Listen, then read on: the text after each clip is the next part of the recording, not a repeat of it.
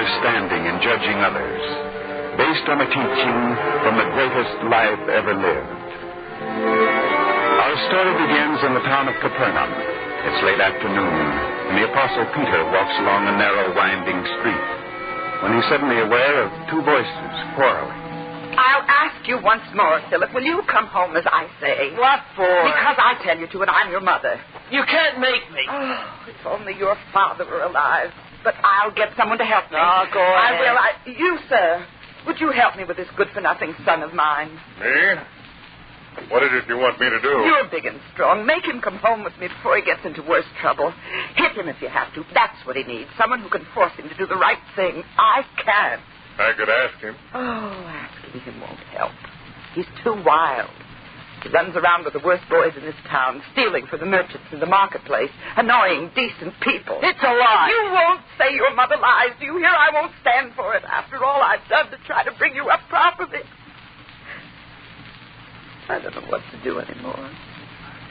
Please, Mother, let me talk to the boy. I tell you, talk won't help him. He must be beaten in order to understand. Nobody's ever going to beat me again. Pretty strong, aren't you? What about it?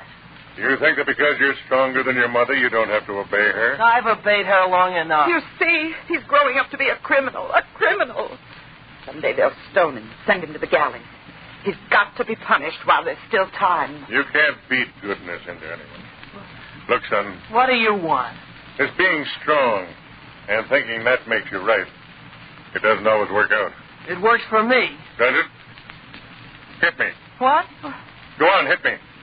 You're strong. You're tough and hard. Hit me. What are you trying to do? I'm just asking you to hit me. Go on. If you really want me to. Is that your hardest blow? Well, yeah. It didn't hurt me. Now, if I were to hit you... Wait, don't please. You see, if strength is what makes right, then the next man who comes along and is stronger than you is right. And you're wrong, just because he said so. Well, And since I'm stronger than you are, I could tell you to do anything I want you to. And you'd have to do it, according to your own rules. But I'm not going to tell you to do anything. Because big and strong as I am, I don't believe in that. Since I started to follow the Master, I know that strength does not make right. you're one of the Master's followers? Yes. My name is Peter. Peter? Say, I've heard of you. And so have I. If you follow the Master, you must know how wrong my son has been, how bad a life he's led, stealing and fighting. Wouldn't the Master himself want this worthless son of mine punished? I don't know. Well, he teaches right, goodness, honesty, all the things that my son is not. He teaches more, too. He teaches us not to judge too quickly or without understanding all the factors in the things you judge. I can remember, not so long ago, that he told us all a parable. A parable would do you good to hear, just as he told us.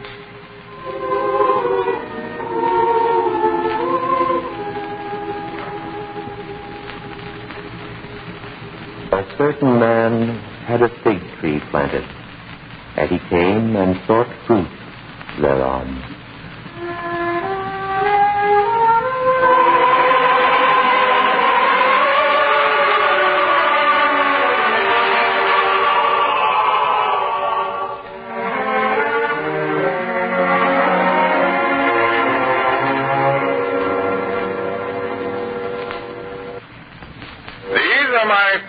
Young man, and yours will be a position of great responsibility.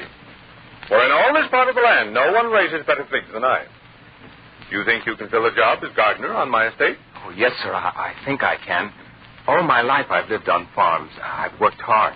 I've had good experience. I want to warn you, Nathan, that I'm a strict man, a perfectionist, and that once, each harvest season, I demand that all of my gardeners bring me the choicest fruits and grains they raise. If they're not up to my standard, well, I don't have any man on my estate who can't produce the finest. You understand? Yes, Abner, I understand. Well, then, you think you can fill the job, move into the little cottage on the other side of the vineyard.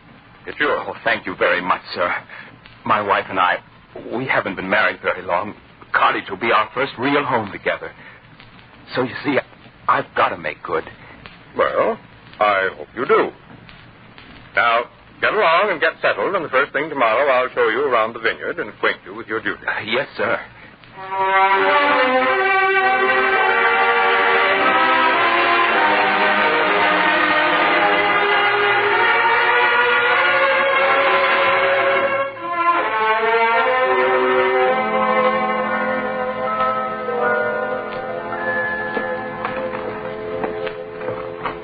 Is this dish placed right there?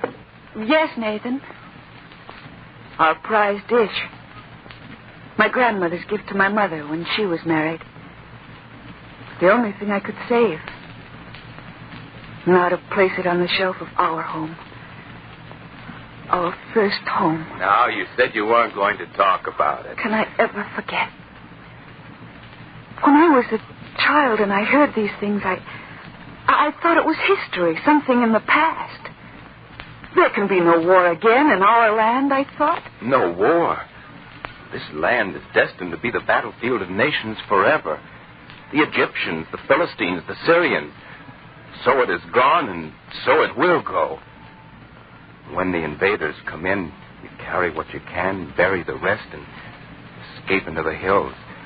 And then when you come back where your house used to be, it's nothing but ashes. The last real home I ever had. And I was only 9. Please, dear, don't think about it.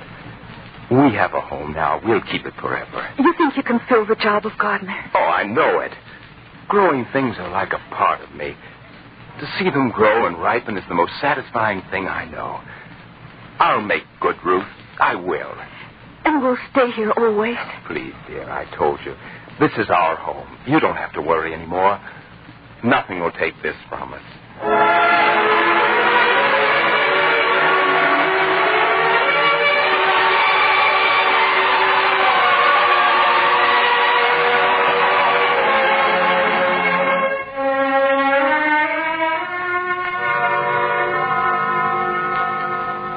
If you're as good a man as Eli was with fig trees, you won't have any trouble.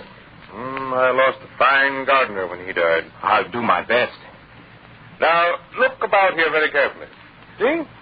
All good fruit-bearing trees. I want them kept that way. Of course. Now then, what's this? Well, this tree at the end of the row? Yes. It doesn't seem to have any fruit. Indeed it doesn't. Take it out. It looks like a healthy tree. But it isn't bearing fruit. Take it out. But it's a tree that's reached maturity. It will bear fruit. What it will do, I don't know. What it's doing now, I do know.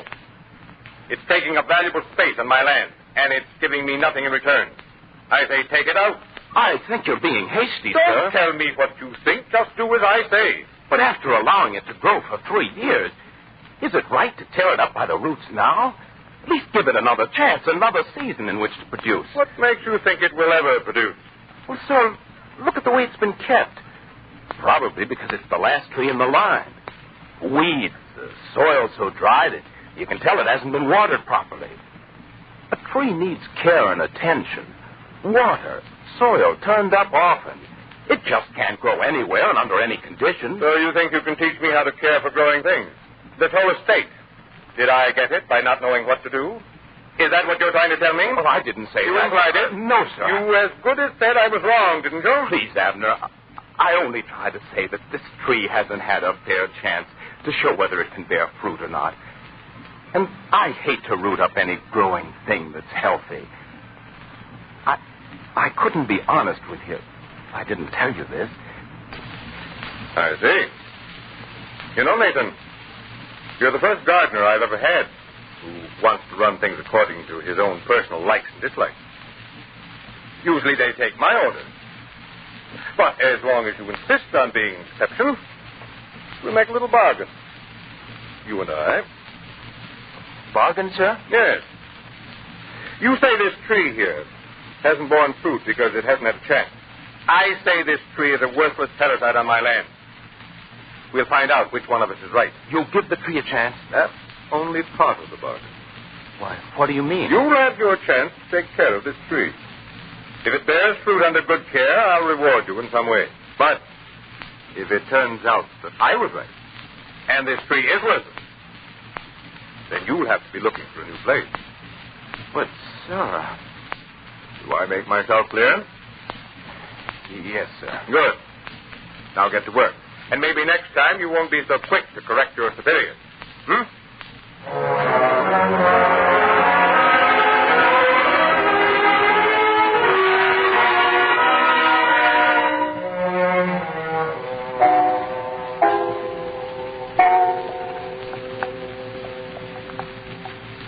Don't you like the meal, dear?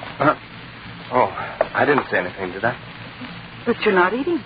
I don't feel like it, that's all. You could tell me. Tell you what? Well, if there's something wrong, you could tell me. Wrong? Who said there was anything wrong? Then you don't have to become so angry. Oh, yes, there is something wrong. Why I ever thought I could keep it from you, I don't know. You've done something? Abner is displeased. It wasn't wrong. No matter what happens, it wasn't wrong. What do you mean, no matter what happens? What could happen? Oh, I had no right to do it. I had no right to jeopardize your security. About myself, I don't care, but I should have thought of you. I should have swallowed my pride.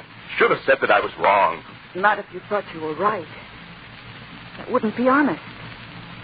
You don't know what might happen. We may have to leave here, Ruth. Leave here? But you said that... Sure, I said. But I forgot what I said. When Abner told me to take out the fig tree, I should have done it instead of telling him it needed water and care. But you didn't. And I'm glad. Glad? Even though it means we may have to move from here? Go out on the road again looking for a place to work? A place to live? If you believed you were right not to tear it up, I'm glad you said so. I don't want you to be a slave to what I feel. Don't surrender your right to be a man just to keep a roof over my head. I won't ask that of you ever. But I know what it means to you. If we have to leave, we'll leave. That's all. That's all there is to it. Ruth. Please, dear, I know how you feel. Nathan, I'm sorry I began to cry. Couldn't help it. Oh, if there were anything I could do, but there isn't. I offended Abner, and he was quick to resent it. It isn't though I had a hand in making the bargain. I had no choice. I know. And as long as it's made, there's only one thing for us to do. We won't leave. And I didn't mean we should run away. I meant that we ought to do our best to save that tree. If what you said is true, that it can be saved. You mean you'd help me? And why not? It's our marriage, our home. Why shouldn't we both work for it? Then we will. We could start right now. No, at night? You said the tree needs water. We'll give it water, day and night. We'll work for what we both want, and we'll start now.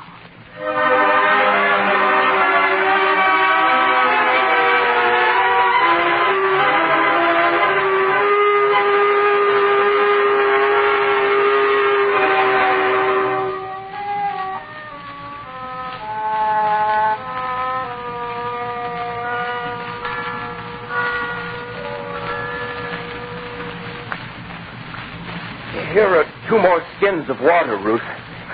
You should rest a while. It's a long walk from the well to the vineyard. And with 2 heavy bags of water. Now, don't worry about me. I'm used to hard work.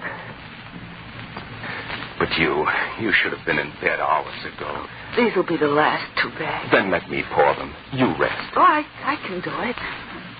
I'm strong enough. You're not nearly as strong as you are determined. Here, now let me do it. All right. Fruit must grow. It must. It will. Oh, if only I hadn't said anything. It's too late to look back now. You said it. We'll work hard. The fruit will grow. Ruth. Yes. It wouldn't be fair to make you feel so sure that disappointment might be too great. Disappointment? There are trees that never bear fruit. Barren trees? Yes, I've seen some during my time on the farm. No one knows why. They seem perfectly healthy, but somehow they never bear fruit. Is this one of them? You never know. Time's the only way to find out. Time and proper care. We'll do what we can. I only wanted you to know what might happen. I wouldn't want you to feel betrayed or disappointed in me. The last thing in the world I'd want would be for you to suffer because of me. I know that you love me, Nathan. And because I do, I know everything else you're trying to tell me. Whatever it is, we'll face it together. Now, if you're finished, we can go back to the cottage. Back home, you mean? Yes, dear. Back home.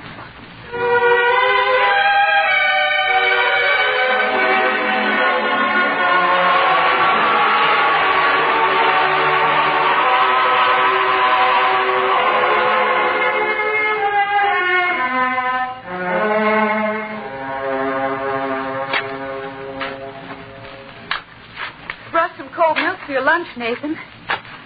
If you don't drink it soon, it'll get warm. Just a little while, dear. The earth must be turned over around this tree, and I want to finish it before I stop. Has anything changed in the past 2 weeks? Well, nothing that I can see. Usually it takes more time, doesn't it? Well, you can't tell. You mean if there were going to be fruit, some signs might have appeared already? Oh, I don't know. You can't tell about things like this. But it doesn't look too good. Now, please, dear. Stop and have your milk, Nathan. Well, maybe I'd better. Here. You'll work better after you've had a cool drink. Yes, Oh. What is it, Nathan? He's coming this way. Abner? Yes, he's coming here on his usual inspection. Maybe you'd better leave. Go that way so that you won't have to pass him. I'll go. Oh, just a moment. I've wanted to meet you, my dear. Oh, me? Come here, Ruth. So this is your wife, Nathan? Yes, sir. My wife, Ruth. Fine-looking girl. And from what I've heard, a great help to her husband. You heard? Yes. In a way, it was funny, too.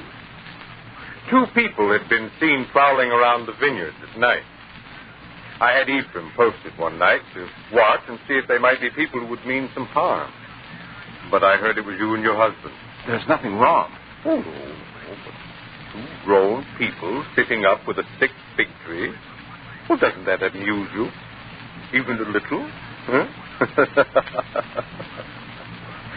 It's not funny to my husband and me. Ruth, please.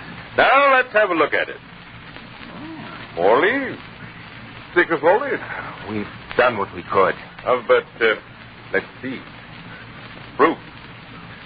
I don't see any fruit. It takes time. There should be some signs, at least, if a fig tree is going to produce in season. It should be showing something by now. Isn't that right, Nathan? You know all about trees. Tell me. Yes, sir. It should be showing signs, and it isn't. I may be wrong. This tree may never bear fruit. But I still wouldn't feel I'd done my job if I'd let you uproot it. Of course, of course. And I only want to remind you that when we have the harvest feast, you and all the other gardeners will have to come and sow your produce. I'll be on the lookout for the fruit from this tree. Need I say more? No, sir. I understand. Good day, Nathan. And good day to you, my dear. Nathan. Oh, Nathan.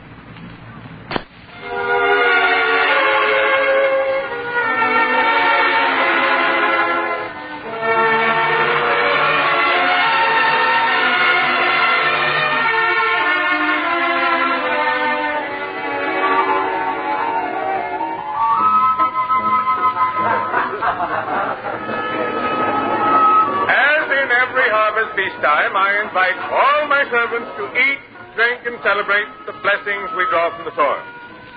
But first, before we celebrate, we shall take an accounting of the results of the season's work. All gardeners are to line up here with samples of their finest produce. And now, first, you, Simeon, samples of the grain from your field.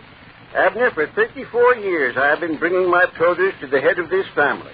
Your grandfather, your father, and now you. And I can say that never have I shown finer grain than this. Oh, yes. Yeah, pick up a handful, Abner. Feel its firmness and its weight. Yes, I can see. There, very good, Simeon. Excellent. Thank you, sir. Simeon, there will be a special reward for you later. Thank you, sir. Next. Jonathan. The olives? Yes, sir. The olives here in this bowl. First look at them, then test them for oil. I have no more to say. You feel sure of your crop? Oh, I only ask you to put them to the test. Examine one. I will. Excellent. So full of oil. When you press one of these olives, it's like tipping a jar. The oil flows freely. Very fine. Next. Well, who's next? Nathan, my big gardener. Step up, Nathan. Show me what you have produced. Well, yes, sir.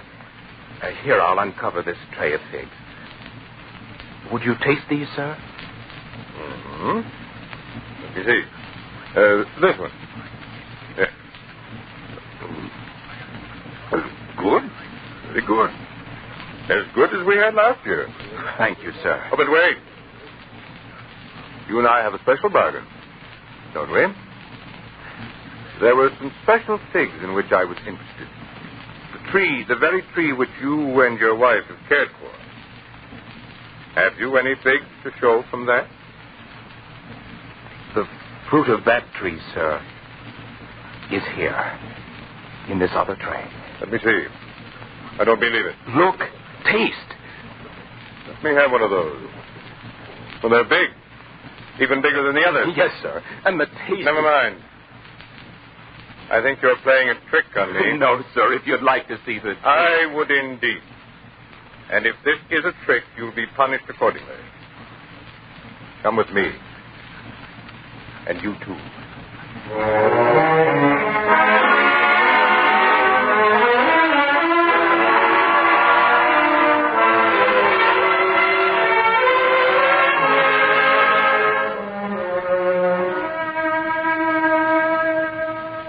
You can see, Abner. Here it is. And the branches are hung heavy with fruit. Is this a trick? I can't believe it. Amazing. We didn't believe it ourselves at first, did we, Ruth? No. When the fruit first began to appear, we thought it wouldn't grow. We thought it would die on the branches. But it didn't. The harder we worked, the larger and firmer the fruit became. Till now, this tree is the finest fruit of all. And I laughed at the two of you. I was going to make you leave my estate for trying to correct me. And all the while, I was wrong. Well, we must make up for that. It's all right, then. We won't have to leave. Leave? A man who can raise such fruit from this tree? I'm thinking now of giving you more responsibility, more opportunity to use your talent. A man as courageous as you are to risk your future in order to seek truth is a very valuable man indeed. A man to be trusted. Thank you, Abner. It's as I said, sir. The fault wasn't in the tree. It was in the conditions under which the tree was raised. When the conditions were improved, the tree produced fruit. All it needed was a chance.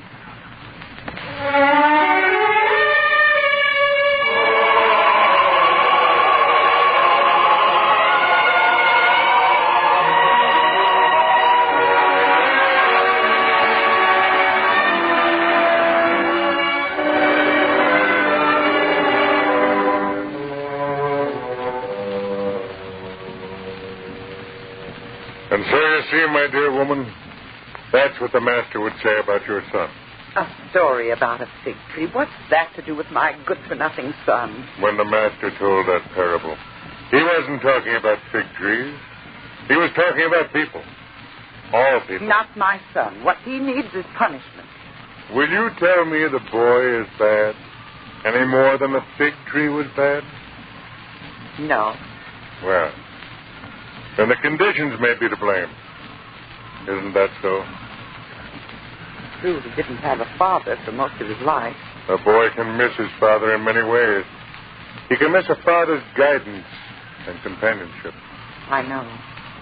And with my having to work to keep us alive, well, I haven't been too good a mother either. You see, a boy needs love and attention and guidance. Just as a tree needs water, good soil, and care. We can't punish the boy any more than we could cut down the tree without giving it a chance under good conditions. You've got a good boy here, woman.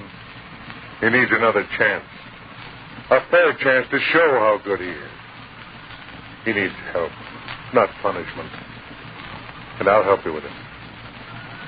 We should all be quick to help and not so quick to condemn without understanding.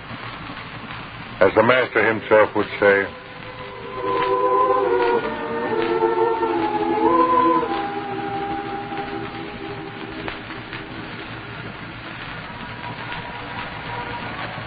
judge not, that ye be not judged.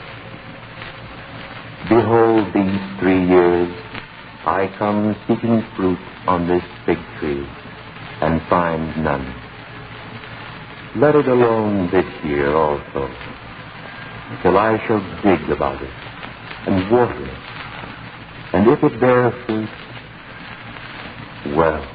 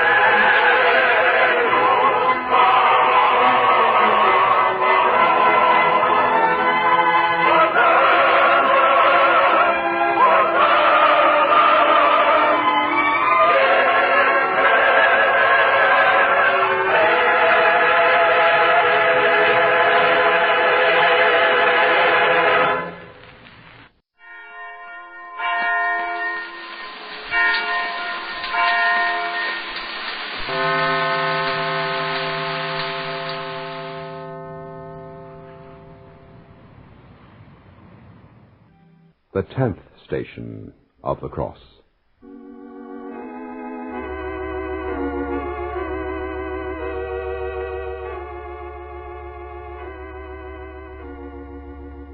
As we who are making the stations of the cross within the cathedral move from the fallen Christ to the 10th station, we see that he has somehow managed to regain his feet and is now at the top of the hill. Some of the soldiers hold him upright, while others are preparing the cross for his execution. He is meek and helpless, likened unto the lamb led to the slaughter, except that the lamb's body is without blemish, and his is torn and crusted with blood. We adore thee, O Christ, and we bless thee, because by thy holy cross thou hast redeemed the world. Consider the violence with which the executioners stripped Jesus. His inner garments adhered to his torn flesh, and they dragged them off so roughly that the skin came with them. Compassionate, your Savior, thus cruelly treated, and say to him, My innocent Jesus, by the merits of the torments thou hast felt, Help me to strip myself of all affection to things of earth, in order that I may place all my love in thee.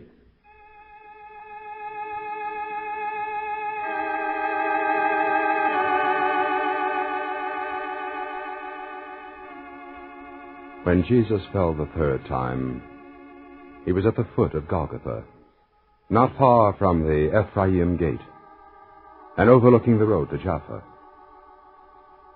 For it was the Mosaic precept that an execution be as public as possible, that all the people should see it and take warning.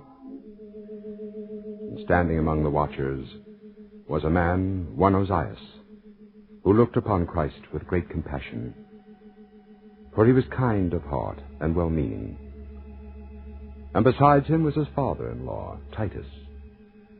They had been coming along the Jaffa road to Jerusalem when they saw the crowd around Jesus, and they stopped to watch. Titus, who is it they're crucifying? It's hard to say. There's so much grime on his face. It's Jesus. Are you sure, Ozias? Yes. Yes. Yes, I think it is. The scribe was right. He told us Jesus wouldn't live through another Passover. Look at them ripping his garments from him. Well, the man's been beaten unmercifully. Better come away, Ozias. A crucifixion's not a pleasant thing to watch. No, I'll stay. To see the end of the man you once wanted to follow? Look at him standing there, helpless, alone. He had nothing but his clothing. Now even that's taken from him. Come, let's go. Go if you wish. I'll stay. Surely you don't enjoy seeing him like this. I can't leave, Titus. Now I understand why I could not follow him. Now I understand to the limit what he meant when he said one must deny oneself and take up his cross daily to follow him. I remember well the day you went to see him and how you came back. I came back because I couldn't deny enough. Seeing him now, have you any regrets? You're on your way to become the richest man in Israel. He's about to die on a cross. Regrets? I don't know. But I'll always remember in that day I went to ask to be permitted to follow him. He was a day's ride from home, and I found him talking to his disciples.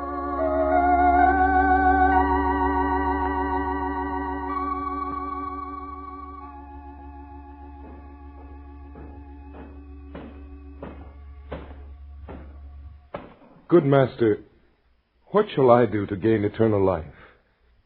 Why dost thou call me good? No one is good, but only God. Thou knowest the commandments. Master, all these things I've kept since I was a child. One thing is lacking to thee. Please tell me, that I may find it. Go. Sell whatever thou hast. Give to the poor. But, Master, I'm a man of considerable wealth. Surely you can't ask that I give it all up. Sell. And give to the poor. Thou shalt have treasures in heaven. Come, follow me. I pay my tithes and I do help the poor. And I'm very willing to increase my contributions. But if I gave up everything, why, I'd have nothing for my old age. Besides, I'm to marry, and there's my wife and children to consider. If anyone wish to come after me, let him deny himself. Take up his cross daily, and follow me. For what does it profit a man if he gain the whole world, but ruin or lose himself? It's a harsh doctrine you preach, Master. But even so... For whoever is ashamed of me and my words, of him will the Son of Man be ashamed when he comes into his glory, and that of his Father and the holy angels. But, Master, I would have to ruin myself. And with no assurance the very substantial sacrifice I make would be balanced later on. No. Though you are a good and just man, I don't think I can join you under the conditions you ask.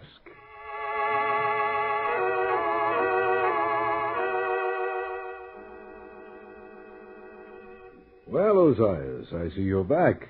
Yes, Titus, I'm back. Jesus rejected you? He told me I must give up everything and turn it over to the poor. Ah, yes. Everyone knows of that speech he made on the mountain. Why is he so bitter against those who have money? That's easy. With the exception of one Matthew, all of his disciples are poor. Never having had anything and resigned to the fact that they never will, they've come to regard poverty as a virtue. But at the same time, no doubt, have a secret envy of those who are rich. But these men are good, Titus. You make them sound mean and envious. They're only human like the rest of us. And envy of what one does not have is a natural human trait. Well, I certainly don't envy one who's poor. Nor do I. Now, my boy, can we say you've given up your idea of following Jesus and are ready to marry my daughter and settle down? But she said she'd have nothing to do with me if I went to Jesus. I know, but you were drawn to Jesus because he's an idealist. Now, don't take it amiss. I was, too, at your age. After talking to Jesus, I'm not so sure I am an idealist. He goes to extremes, which always ends in defeat. He's picked up only a dozen men who follow him. Oh, no. He's surrounded by crowds wherever he goes. What crowds? The lame, the sick, the blind, the hungry. What afflicted man wouldn't come to a doctor who can cure, and without charge? If his mysterious power should suddenly desert him, how many do you think would follow him? You think, then, that he might someday disappoint people? Yes, and through no fault of his own. People will expect the impossible of him. Their hopes and desires will magnify him to a god. They won't blame themselves when it turns out he isn't. They'll blame him for not living up to their wild conception of him. But you do think he's sincere, don't you? Profoundly sincere. You didn't expect me to say that, did you? No, I didn't. You always talk so cynically. A cynic is an idealist 30 years later. Titus, it seems I can't follow Jesus because of my money. But I would like to do a little something for the poor. What do you have in mind? I can double my tithes to the temple. It would cut down your income. Of course, but nevertheless... On second thought, go ahead. When we take up our business with the temple, we'll let them know about the increase in tithes, and it may help us get the contract. Titus, I wasn't thinking of that. Now go, make your peace with my daughter. Tomorrow we'll go to Jerusalem and discuss the contract.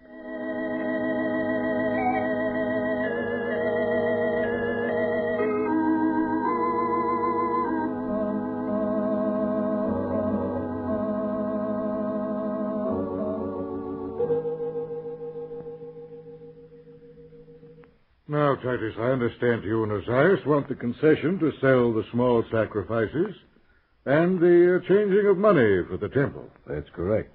Well, what's the proposition? We would manage everything for a flat fee. Raise and deliver the doves, see to it that they are on hand at the proper time and without blemish. The temple would have an inspector on hand, but we would pay his salary. For what fee? We take a flat 25%. The rest goes to the temple. I'm not sure that's to our advantage. It would be if we were the official agents and only doves bought from us would be accepted. As it is now, people bring the smaller sacrifices from home, and the temple makes a profit only on the slaughter. Yes, that's true. Now there are many dealers, some of them not honest, and they sell damaged birds, and the sacrifice is refused. Now, that wouldn't happen under our contract. Well, it's worth considering. Now, how about the money changes? Because of the large sums of money we would have to tie up in order to make change in any currency, we feel that the increased revenue which would come to the temple would be sufficient return. How do you figure that? People come from all over the world. The small traders can't carry a large stock of every kind of coins. Very often, the temple doesn't get a money sacrifice because the large coins cannot be changed. Would you guarantee the temple would get more offerings under this arrangement? Suppose we guarantee a 5% increase, and you turn back to us all over 5%. 10% would be more agreeable. 5. I'm afraid we can't do business on the money changing.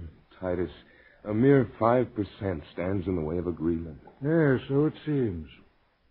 I'm prepared to increase my tithes to the temple by another 1/10. As you know, scribe, Ozias' tithes are very substantial. Yes, quite. Therefore, you are guaranteed of a fixed amount of additional revenue and should agree to the 5% figure. Are you prepared to put this agreement in writing, Ozias? If you prepare the agreement, I'll sign as soon as it's ready. Very well. I'll present your proposition to the temple, and with the recommendation, it be accepted.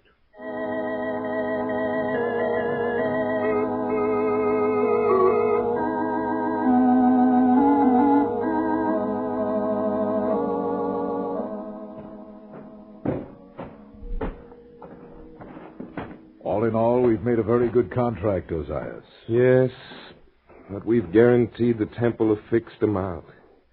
If the increase doesn't develop, we have to pay out of our pocket. Nothing to worry about. More and more people come to Jerusalem each year. More come from distant lands, and they are wealthy. How do you know this?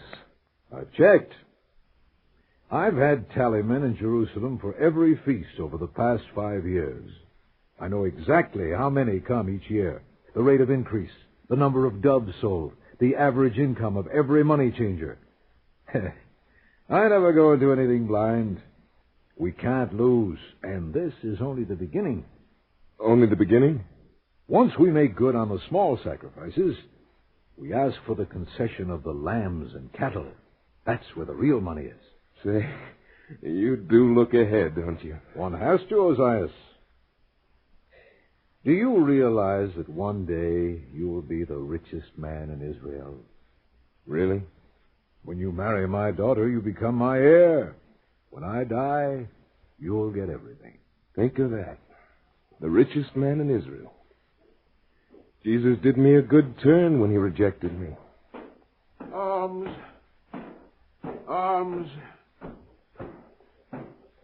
Young sir, alms for a poor man. My good man, I've just increased my tithes double at the temple.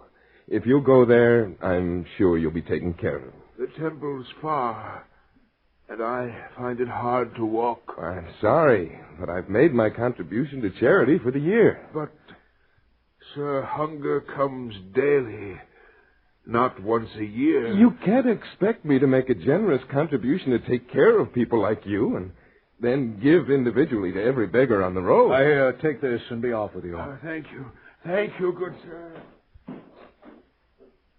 Titus, why did you give to him? You make me look mean and small. Oh, I didn't want him to delay us. But, Titus, if he spends it on drink, as I'm sure he will, you contribute to his downfall. They all look hungry, Ozias. I must confess, old as I am, I've never been able to distinguish between the deserving and the undeserving. Some beggars are very rich. Not long ago, one died. Yes, I know. His mattress was stuffed with coins, a small fortune. That's right. And when that fellow said he found it hard to walk to the temple, I decided he was lying. But he wasn't, Ozias. How do you know? I glanced at his legs. His left foot was missing.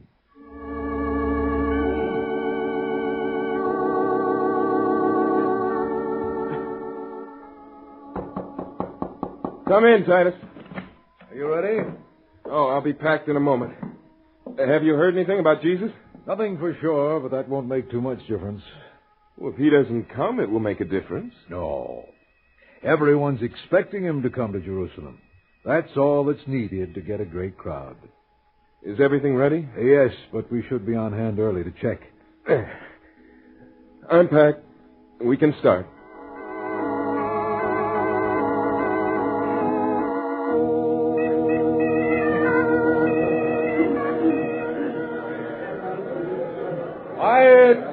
Quiet, please.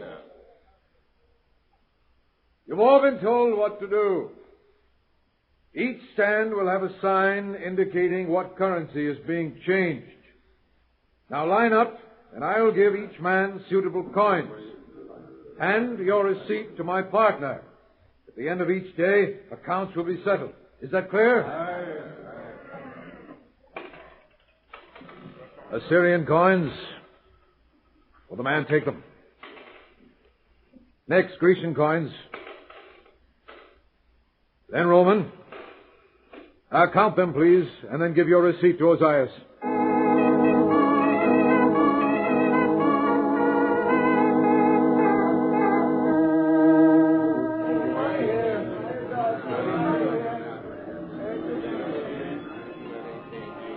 Well, Titus, I've just made a tour of inspection. How do you find everything? Excellent, considering this is the first day. My congratulations. You've organized this very well. Thank you. By next year, any minor flaws that may have appeared will be completely done away with. Stop him! Stop him! What's happening? Titus, come here at once!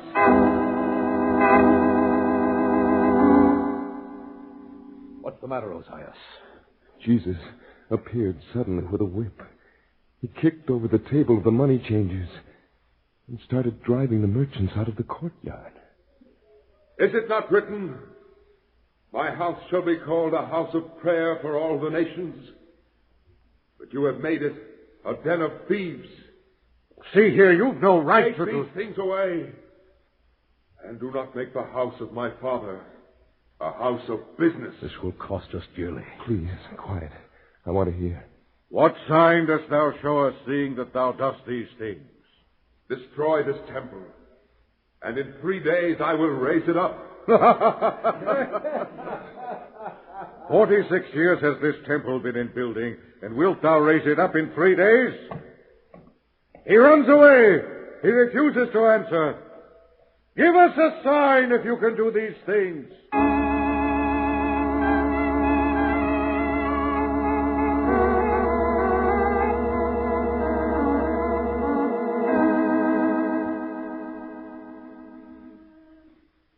We've lost a good deal of money, Scribe. Am I to blame for that? How was I to know Jesus would kick over the money tables? Now, you live up to your bargain. You'll get your money to the last shekel. And I can assure you this will never happen again. Can we be sure? Jesus will never attend another Passover. Why do you say that? What do you know? I have ways of knowing. I can't say anything more. Wait, Scribe. I want to know. I can't say any more. You'll soon have proof of what I mean.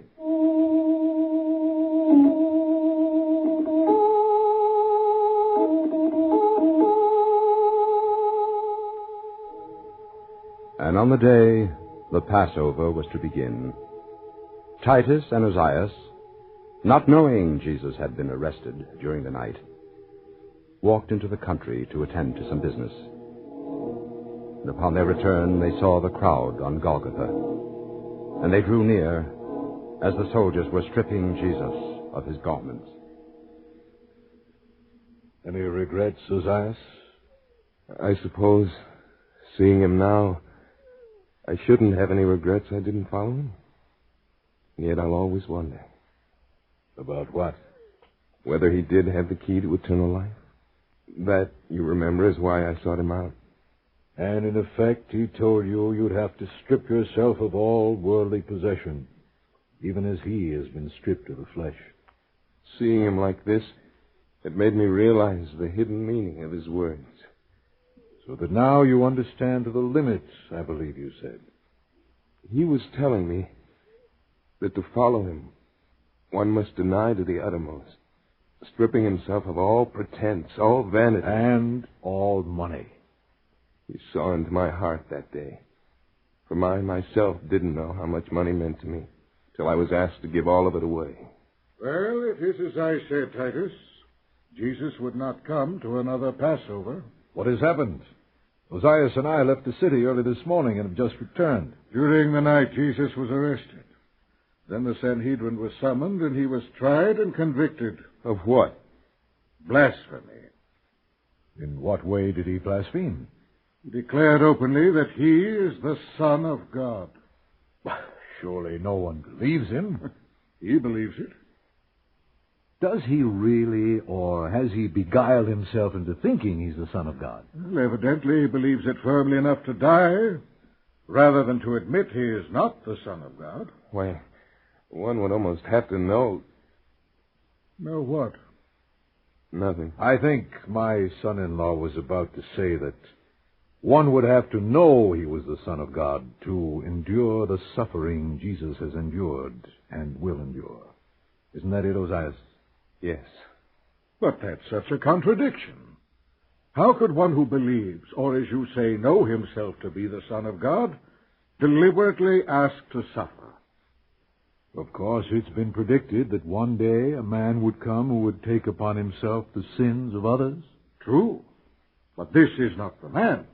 How can you be so sure? Because that man would be the Messiah. Look at him up there. In a moment he'll be nailed to the cross. Would God permit that if this man were his son? What you say seems logical.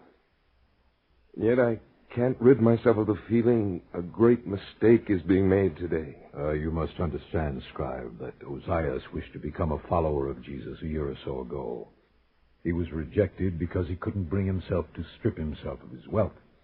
Is this true, Ozias? Yes. Well, you should be thankful you didn't let him make such a fool of you. He said to me that whoever was ashamed of his words and of him would the Son of Man be ashamed when he came into his glory. Listen. They're nailing him to the cross. Would you say he's come into his glory? Be still. Can't you see I'm troubled about him, even if you are not? Oh, very well, Ozias. I'm going since you're so upset. It'll all be over before the Passover begins. And then in a few days, forgotten. Conceited pig. Ozias, if you want to do business with the temple, you'd better trim your sails. It's easy to see you've never gotten over the fact that Jesus rejected you. You rushed to him, full of idealism and enthusiasm, expecting him to receive you with open arms. It was a great blow to your pride when you weren't accepted. Titus, Jesus did not reject me. I rejected him. He said, sell and give to the poor and follow me. But I found I wanted money and power even more than eternal life. And he knew it, for he said to me, what does it profit a man if he gain the whole world but lose himself? You say I'll become the richest man in Israel. Then I look upon the poorest man there nailed to the cross, and I beg of him to give me of his humility and his purity. When he comes into his glory, he will not be ashamed of me. As I was ashamed of him and his words that day I boasted. I said that I had kept all the commandments. And yet when I was given the choice, I traded treasure in heaven for my wealth on earth. Don't be harsh on yourself, Ozias. If you feel you've rejected him, others have done the same, for he is alone at his death. Your words are no comfort. My shame and my defeat are mine alone, and are in no way lessened by that of the many. And each man must kneel on his own knees and ask for salvation with his own heart, for he alone knows the secret of his transgression.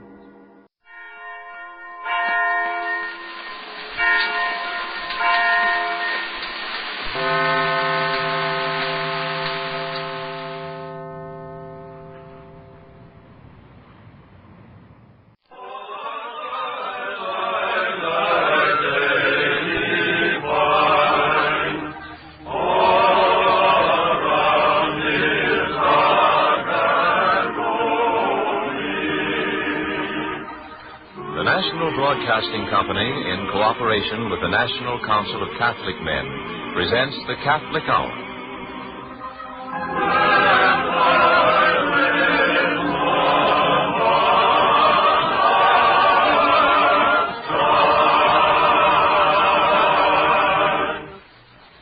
Catholic Hour opens with Clarence Dickinson's musical setting of a prayer for our men in the armed forces. For all who watch tonight, by land or sea or air, O Father, may they know that Thou art with them even there.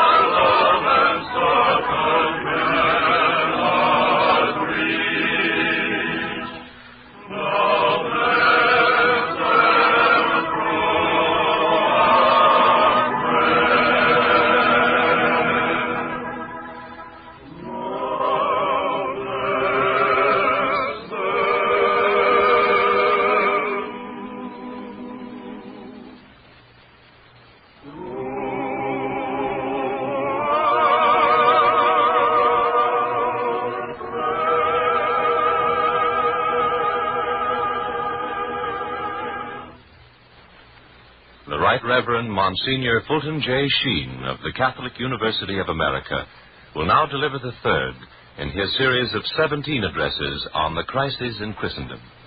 His discourse today is entitled, Some Barnacles on the Ship of Democracy. I present Monsignor Sheen. Friends, last Sunday we spoke of the first of the three philosophies of life involved in this war, the totalitarian. Today and next Sunday, we speak of the second, the secularist and materialist culture of the Western world. By the secularist ideology, we mean the attempt to preserve human and democratic values on a non-moral and non-religious foundation. The condemnation of secularism of the Western world is not a condemnation of the Western world. There is the same distinction to be made between the two as between a ship and its barnacles. The ship in its passage through the seas picks up barnacles which impede its free progress through the waters. Every now and then, that ship must be brought into dry dock to have the barnacles scraped away. The ship is good. The barnacles are bad. Now, Western civilization, or what we call democracy, may be likened to a ship. America, in particular, is a good ship. It carries the precious cargo of belief in inalienable rights and liberties. This ship of America is good. It carries the burden of the four freedoms of which our President spoke. Freedom of speech, freedom of religion, freedom from want, and freedom from fear. This ship of America is good. And it is freighted down with the cargo of the right of sanctuary. For America has been a sanctuary in the past, and is a sanctuary now to the oppressed peoples of the world. There's no other land on the face of God's earth has been a sanctuary. This ship of America is good, and it is freighted down with the precious cargo of all those fine and noble things which make you and me proud to call ourselves Americans. But in the course of sailing, this ship has acquired some barnacles. And these barnacles, or superstitions, of which I shall speak, constitute what we call the passive or soft barbarism from within. And they are a danger to Western civilization, not quite as open as totalitarianism, but just as insidious. Today we shall describe three of these barnacles: the superstition of progress, of scientism, and materialism. After we have described them, we hope that we will be able to scrape them off. First, the barnacle or the superstition of progress. It runs some such way as this: man is naturally good and indefinitely perfectible. By the mere fact that he lives, and thanks to great cosmic floods of evolution, he will be swept onward and onward until he becomes a kind of a god, and this earth becomes a paradise. Goodness increases with time, while evil and error decline. Progress is automatic. Such is the superstition of progress. Now, why is it wrong?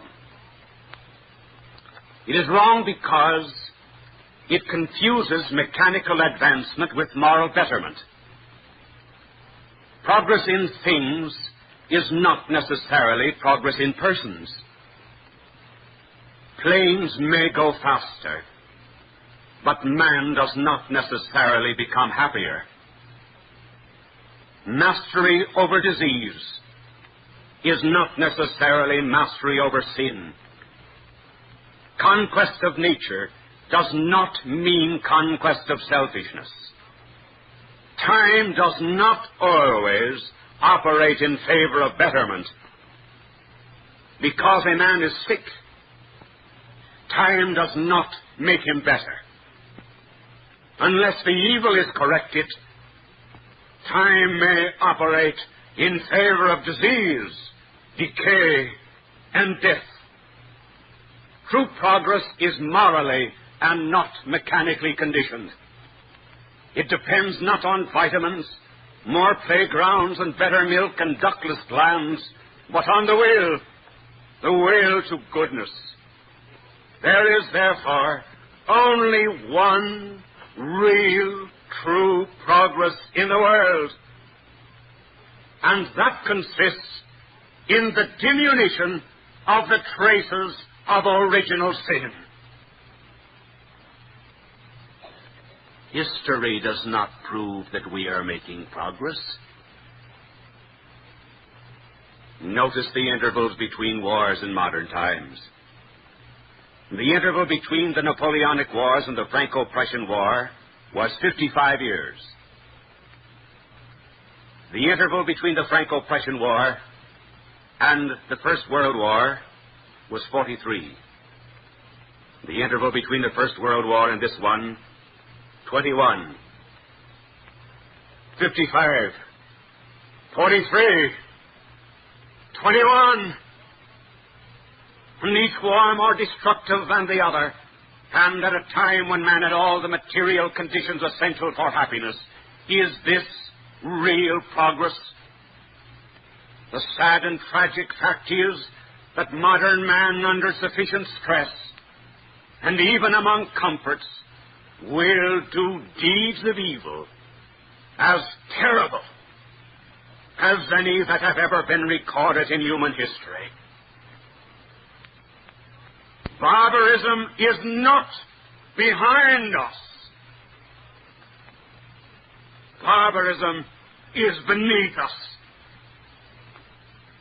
And at any moment, it can emerge unless our wills, aided by God's grace, repress it.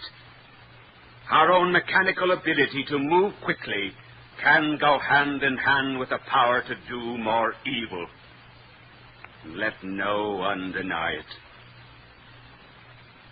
Our scientific progress has outstripped our moral progress. The myth of necessary progress has exploded. But because the evil in the world does not evolve right, does not mean, as they say, that there is no right. What it does mean is that we must put it right. And in order to do this, we may have to learn the lesson of the cross and the agony of Gethsemane. Maybe we had all better get back again to God.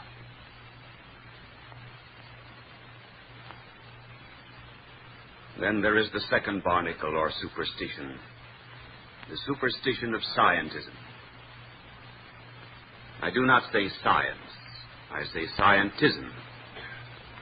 And by scientism, I mean that particular abuse of science, which affirms that the scientific method is the only way of knowing anything. It is this particular superstition which makes people say, science tells us. But they never say, scriptures tell us, or the church tells us, or the commandments tell us. Science is supposed to be the very last word on any subject. Hence there's no place for values, tradition, metaphysics, revelation, faith, authority, or theology. The only true knowledge is that which comes from counting. Such is the superstition of scientism which has gripped America. Now, science is, of course, a very valid way of knowing, but only of knowing those things which are subject to experimentation and the methods of the laboratory. The great values of life, such as justice and truth and charity, are beyond experimentation. No one has yet ever been able to put a mother's love into a test tube. But who will deny that it exists? We cannot put a man into a cauldron and boil him and stew him until he gives forth the unmistakable green fumes of envy, the great values of life are beyond the laboratory. And scientism of this kind is ruining higher education in the United States.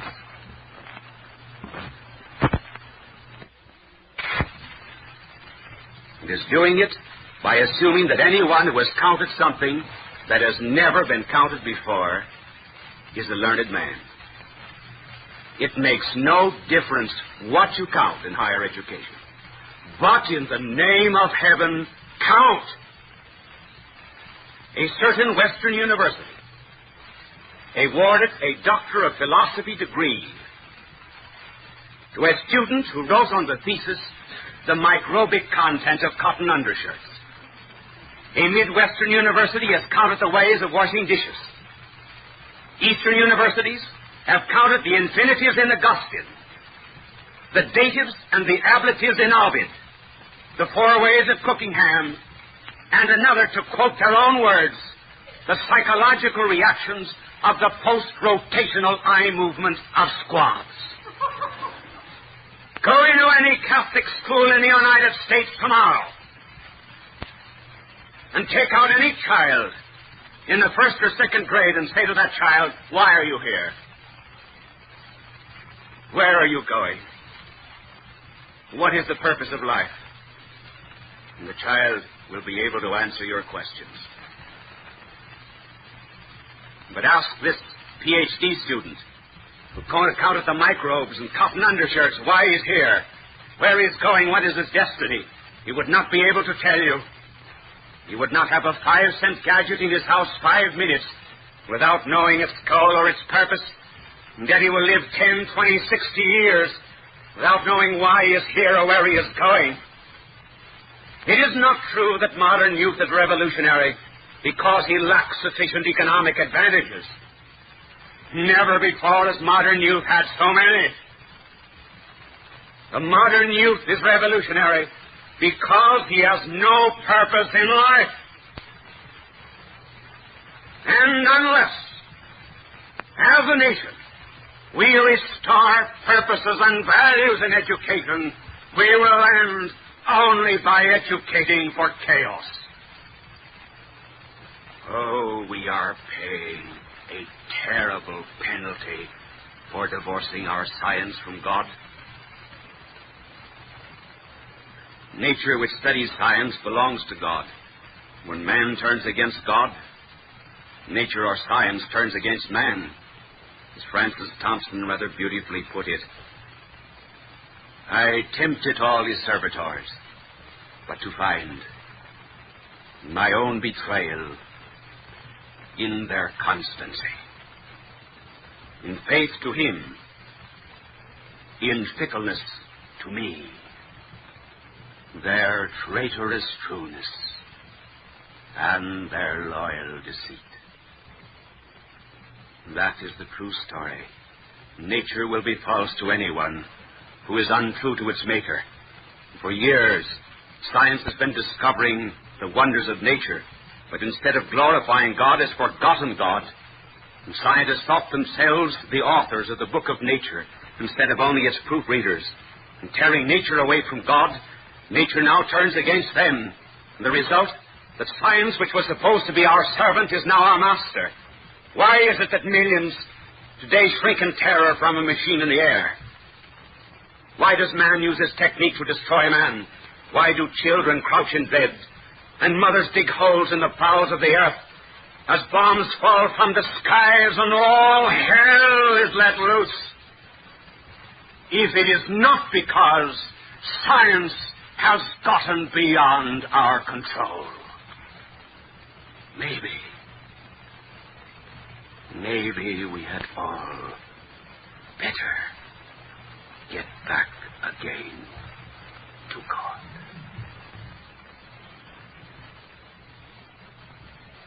And the third barnacle or superstition is materialism.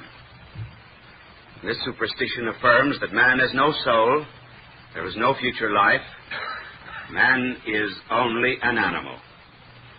As our modern psychologists tell us, he is a psychoanalytical bag filled with physiological libido. Or he is a stimulus-response mechanism, the end of whose life is the acquisition of money, the enjoyment of pleasure.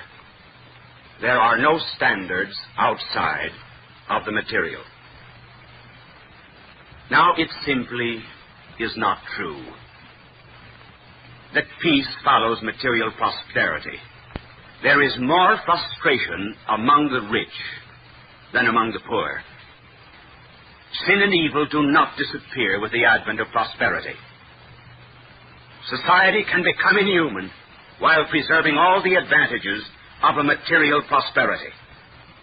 And if there are no standards outside of the material, how shall we judge the new acquisitive society which is arising,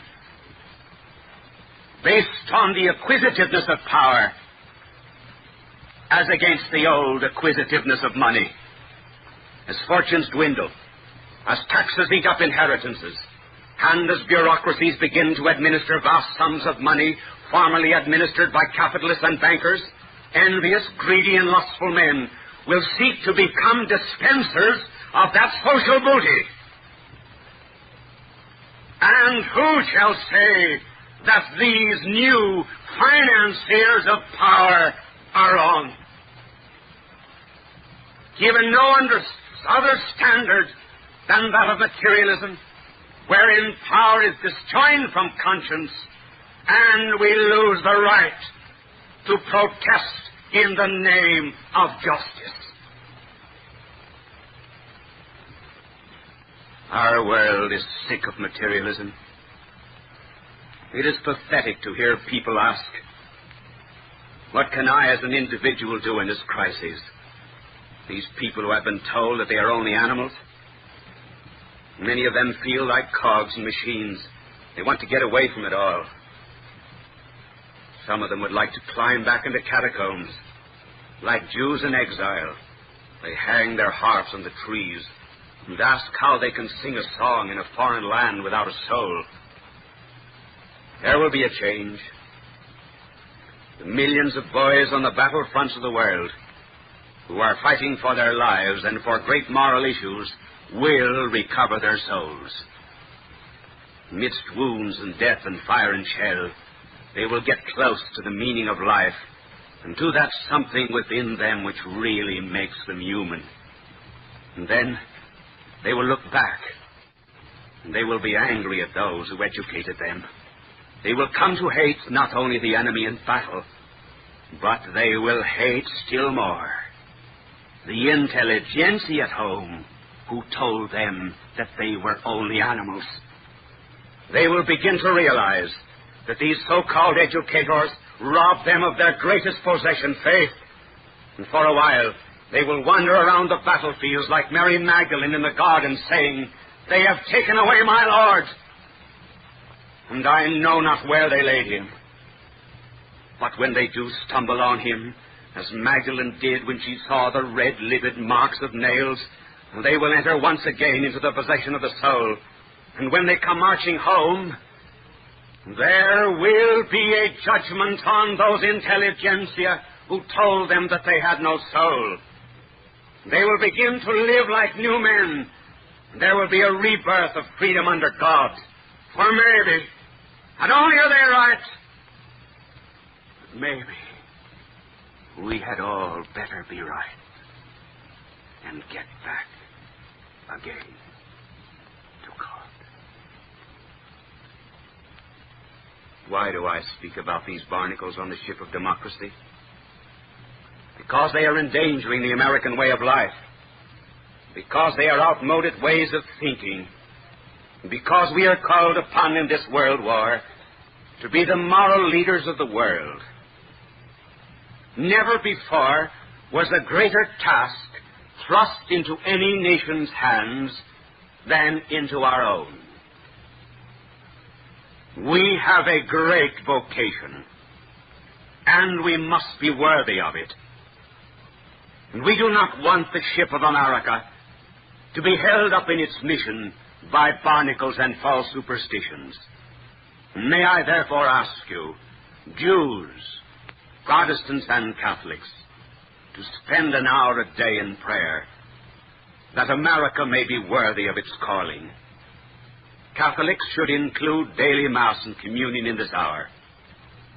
And to anyone who wishes a prayer book for wartime, entitled The Shield of Faith, we will send it with our compliments. For how else except by prayer? Realize the pledge of our President when he said, "The United Nations seek to work for the restoration of the international order in which Christ guides the hearts of individuals and nations." That is a tremendous responsibility. America, awake! You have a high summons. Walk worthy of your vocation. Purge yourself. Repent. Your greatness is in your return to God. God love you. O Lord Jesus Christ, who in thy mercy hearest the prayers of sinners, pour forth, we beseech thee, all grace and blessing upon our country and its citizens. We pray in particular for the President, for our Congress, for all our soldiers, for all who defend us in ships, whether on the seas or in the skies, for all who are suffering the hardships of war. We pray for all who are in peril or in danger. Bring us all, after the troubles of this life, into the haven of peace, and reunite us all together, O dear Lord, in thy glorious heavenly kingdom.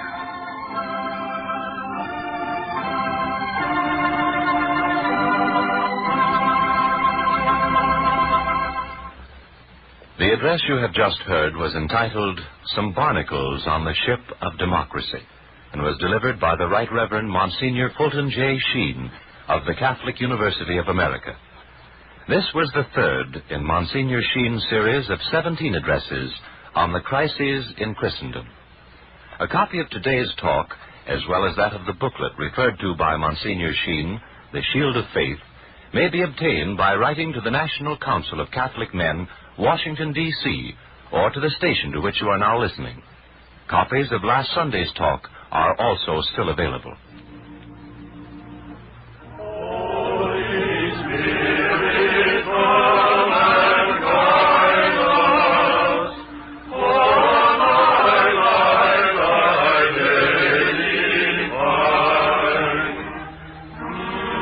Next Sunday at this time, Monsignor Sheen will deliver another address in this series entitled More Barnacles on the Ship of Democracy.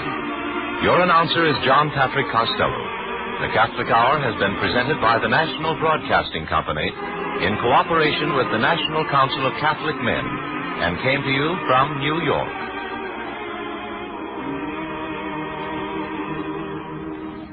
This is the National Broadcasting Company.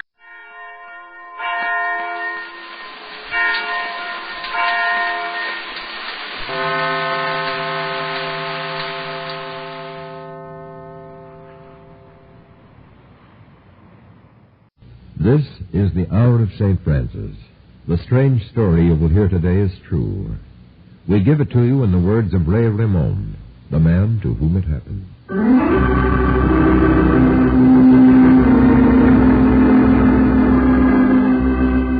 A lot of people have called me a bum. I call myself a fisherman. I'm a good fisherman when I'm sober, but for 6 years before the June when this happened, I was drunk most of the time.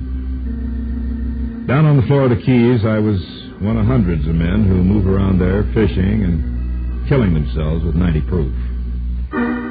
Then something happened to me that I can only call a miracle. It was my own special miracle. This is how it happened.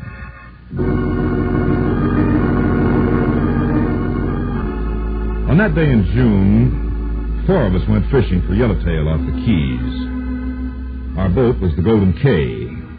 Her owner, Winfred Bennett, was aboard. And besides Winfred and me, there was Miss Dorothy Sneal, the cook, and another roving fisherman named Frank Young. We were anchored 12 miles out, near Oyster Reef, when the wind started to rise. The sky turned dark at noon, and it commenced to rain in sheets. We were having a good catch, and we'd ridden out storms before. Then the Golden K started pitching like crazy.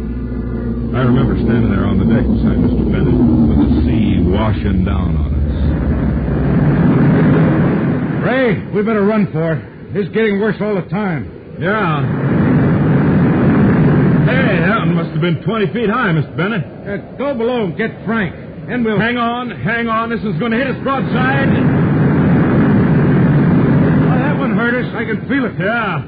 It feels like we're drifting. The anchor. Check the anchor. All right. Mr. Bennett, the anchor line snapped.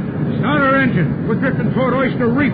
If we hit it, we'll rip the bottom out of the boat. Mr. Bennett. Hang on, Dorothy. Our anchor's gone. I can't get her started, Mr. Bennett.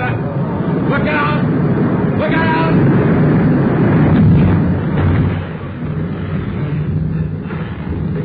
Hey, we're on the reef!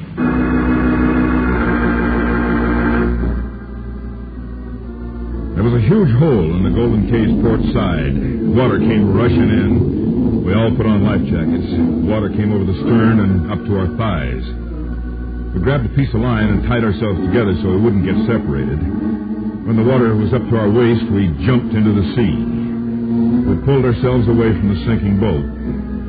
After that, we could only paddle around, the salt water slapping us in the face. Lucky the water isn't too cold. Yeah, that's right, Mr. Bennett. The squall's about over. How you doing, Frank? Well, I won't have to take a bath tonight. Oh, close your mouth before you swallow a fish. Now, with a bunch of us together, it'll be easier for somebody to spot us.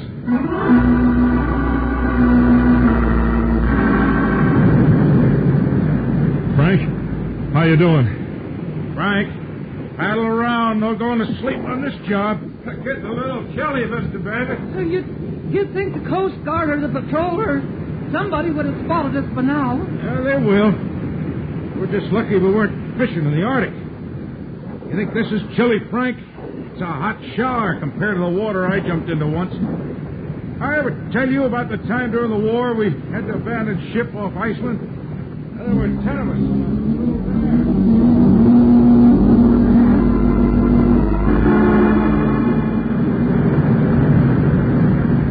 There she goes.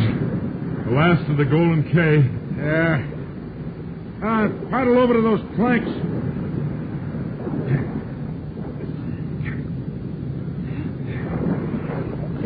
It helps to have something to hang on to. Yeah. Boat or something ought to come along. It'll have to. Well, it's all part of the game. Oh, I bet my husband won't let me set foot on the boat again. Oh! What's the matter, Dorothy? Cramp? No. Something hit my leg. Maybe it was a shark. Oh, aren't any sharks in these waters. At least I never heard of any. Let's not worry about that. We got enough trouble.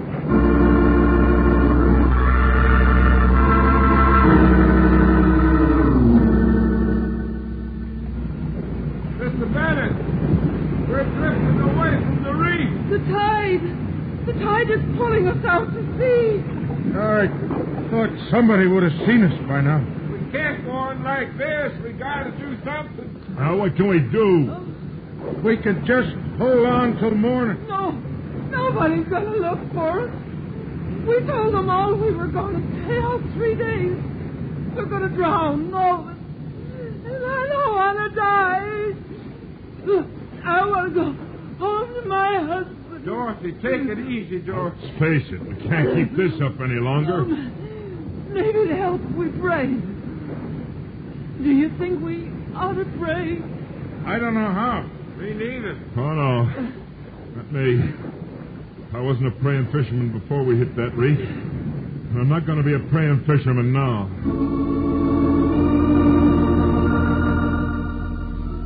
Dorothy started to pray anyhow. Secretly, I wished I could, too. The truth was, I had been a praying fisherman once. I thought of the time way back when I had gone to Mass and said my rosary. At least I had when I felt like it or wanted something special. Then I remembered the day I felt I'd really been abandoned by God. I was just getting over my boy dying of pneumonia. He was only 6 years old. When they had to take my wife to the hospital. Looking back now, I could see myself in that hospital room, my wife lying in the bed, me kneeling alongside, praying my heart out. There was a nursing sister in the room. She was saying her rosary. The doctor came in. He looked at my wife, and he came over to me. Ray, I'm sorry. What do you mean? We did everything we could.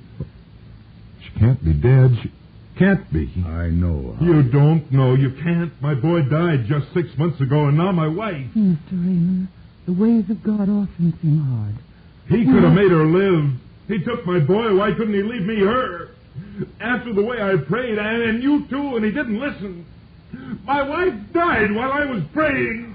God always listens. I'll never ask him for anything again. I swear I'll never say another prayer in my life. Oh, don't say that. What will you ever do? I'll tell you what I'm going to do. I'm going to get drunk. And I'm going to stay drunk the rest of my life.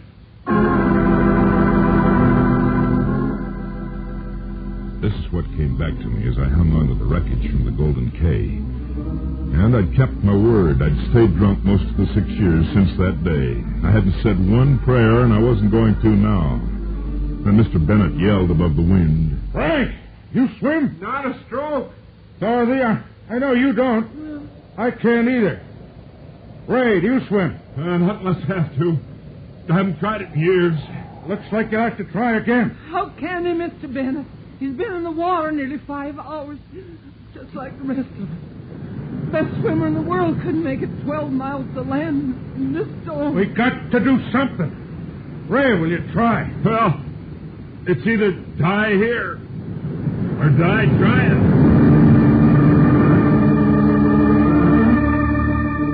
So I start out on a swim I know I can never finish.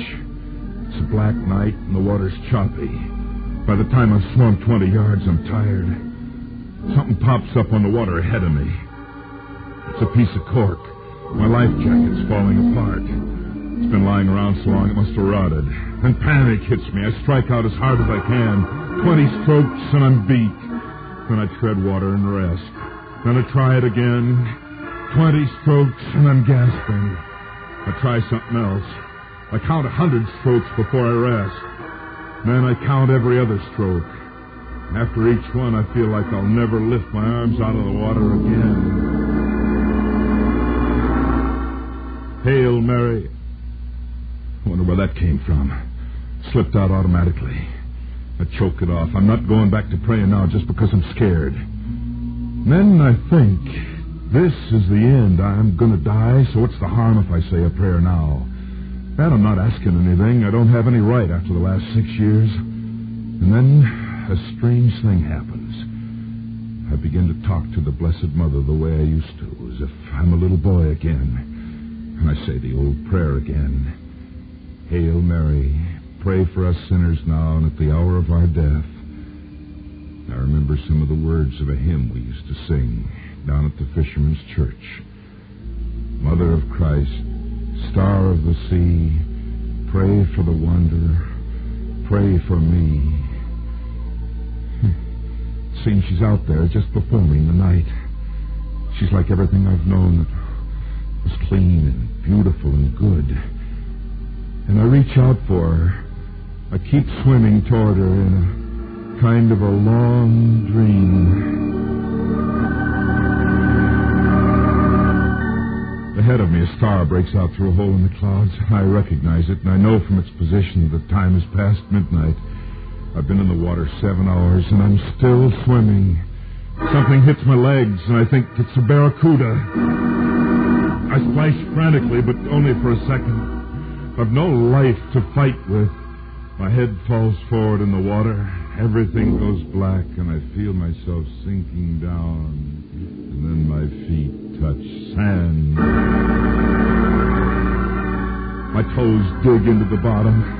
Something hits me again. This time I recognize that it's seaweed. It's not barracuda, seaweed growing offshore. And I stumble and fall through the long shallows. I'm laughing one minute and crying the next, and I sprawl full length on the beach, and then I pass out. I come to because somebody's shaking me by the shoulder. Hey there, you all right? What's trouble here? Oh. You Coast Guard? That's right. Thank God. The Golden Cay, our fishing boat sank last night on Oyster Reef. And 3 others out there, they can't swim. Oyster Reef? That's 16 miles from here.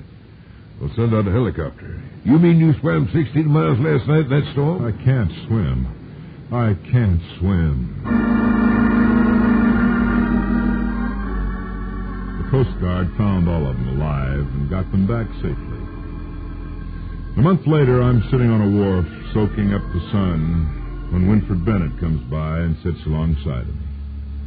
After a while, he says, "You know, Ray, you've changed." "Have I?" "You on the wagon?" "Oh, for a while." It's funny. No man from the Keys will ever admit he stopped drinking. I think you have, though. But it's more than that. Well, I don't know, but it's sure good, Ray.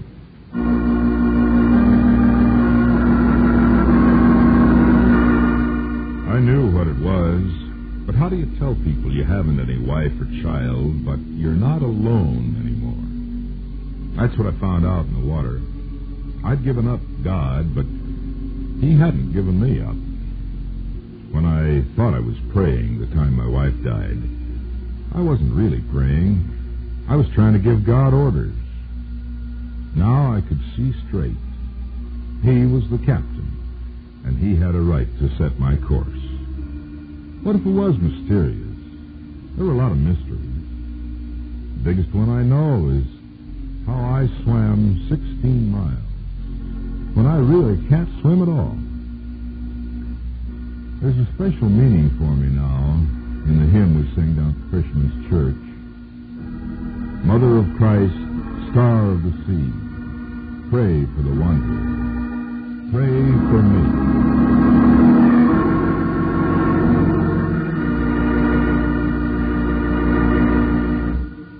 This program, entitled Star of the Sea, has been brought to you by the Hour of St. Francis. For your free copy of this story and of our booklet on the life of St. Francis, the man who loved everybody, write to the Hour of St. Francis in care of the station to which you were listening. This episode of the Hour of St. Francis was based on a true story by Ray Ramon, as told to John Sherrill. It was originally written for Guideposts Associated and appeared in the Los Angeles Herald Express. It was adapted for radio by Juanita Vaughn. The cast included Gigi Pearson, Howard Culver, Jack Moyles, and Patrick McGeehan.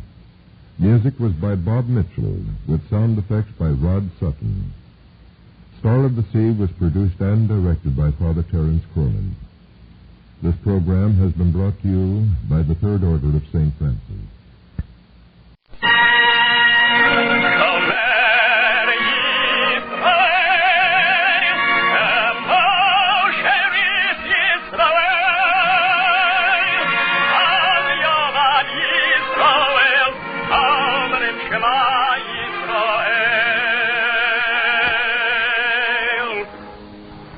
And the Lord spake unto Moses, saying, Command the children of Israel that they bring unto thee pure oil olive, beaten for the light, to cause the lamps to burn continually in the tabernacle of the congregation. And it shall be a statute forever in your generation.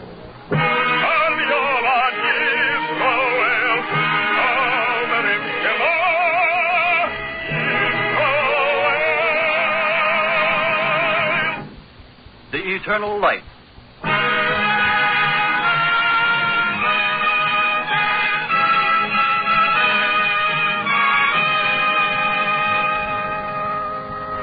The National Broadcasting Company and its affiliated independent stations present The Eternal Light.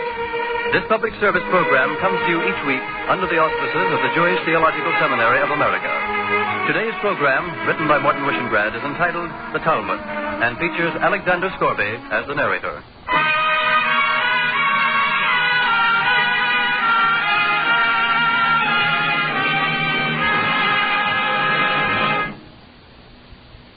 Only one man was created by God as the common ancestor of all for the sake of the peace of the human race, that one may not say to another, my ancestor was better than thine.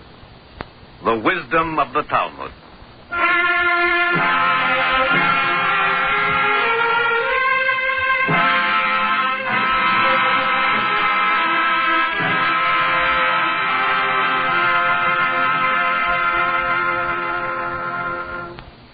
The wisdom of the Talmud on bringing up children. Do not threaten a child, either punish or forgive. On an evil tongue. The tongue of slander kills three: him who slanders, him who is slandered, and him who listens. On silence. If silence be good for the wise, how much better for fools? On true wisdom. Who is wise? He who can learn from every man. Who is strong? He who can control his passions. Who is rich? He who can feel satisfied with his lot. Who is honored? He who honors mankind.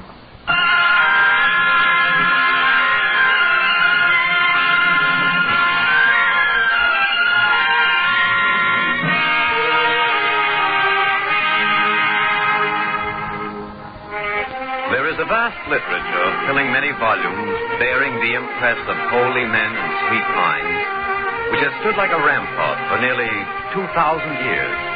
The Hebrew verb was lamed, to teach, and the noun was Talmud, teaching.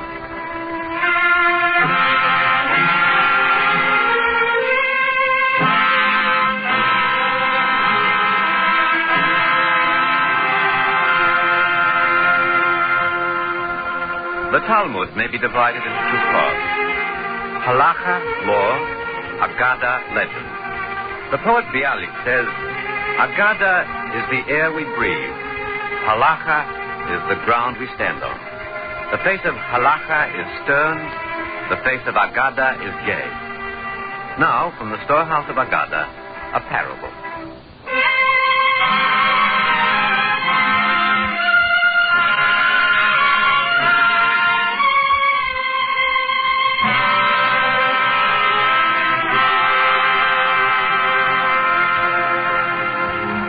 On his wanderings to the east, it chanced that Alexander the Great came to the very gates of paradise. He knocked on the sacred portal, and an angel answered. Who is there? Alexander. Alexander?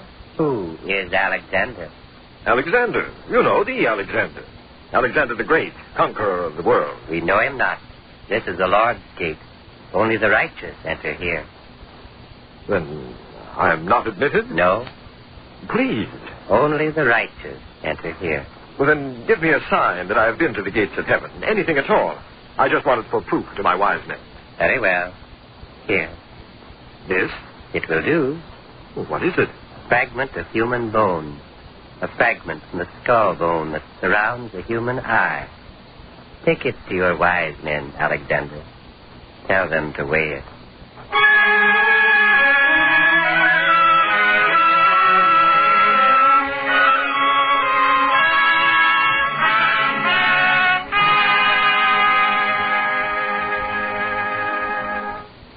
Place the bone in one scale, Alexander.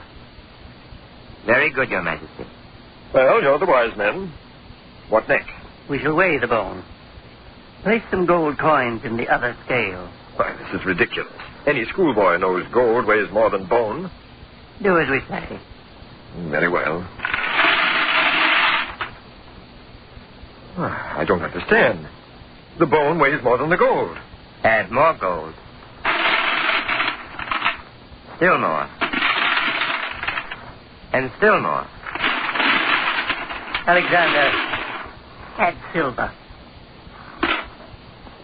Now, Alexander, add your scepter and your crown jewels.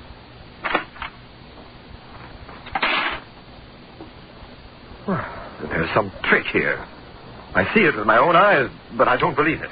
Alexander, this insignificant fragment of human bone weighs more than your entire treasury.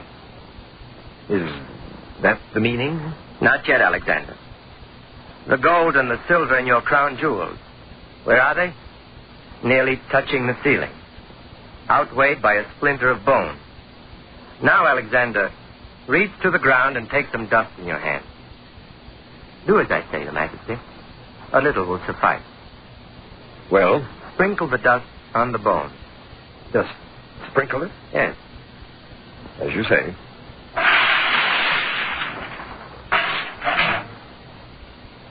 I saw it happen. I must believe it, but I don't believe it. A few grains of dust upset the scale. Alexander, listen to me. What was the bone? That part of the skull which surrounds the human eye.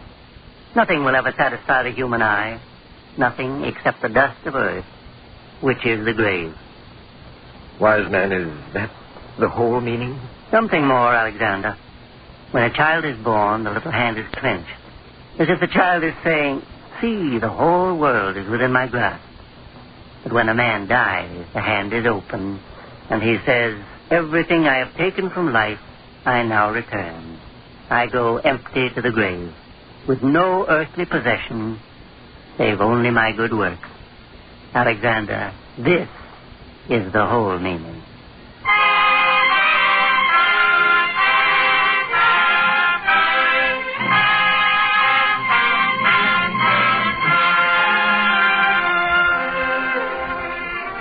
The wisdom of the Talmud.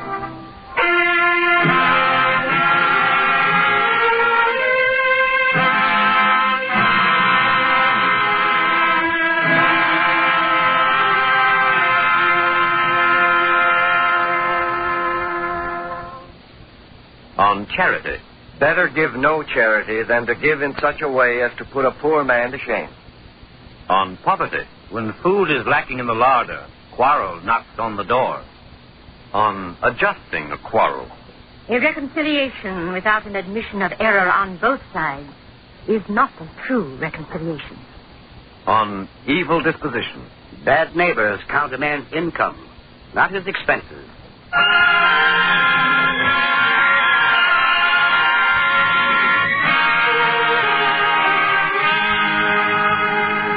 What is legend? A great Talmudist declared, legend is only irresponsible history and therefore not necessarily untrue. Thus, from the wisdom of the Talmud, the legend of Rabbi Samuel.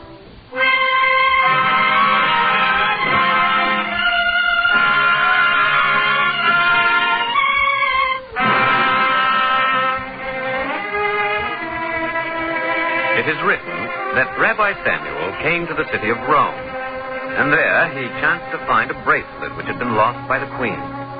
And the queen sent a crier throughout the city.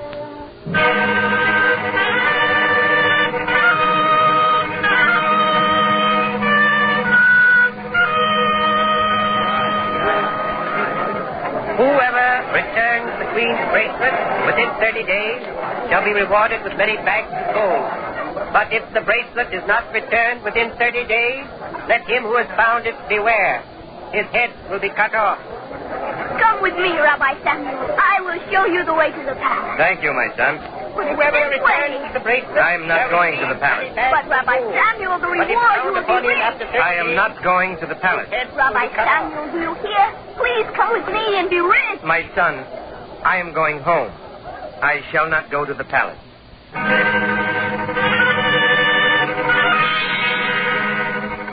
Rabbi Samuel, for the last time you will lose the reward. I am not going to the palace.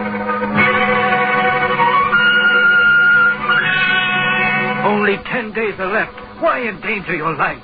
I am not going to the palace.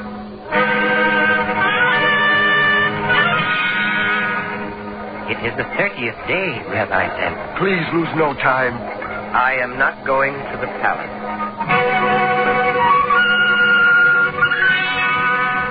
The 31st day, Rabbi, be quick. A ship is ready to take you to safety. No, my son.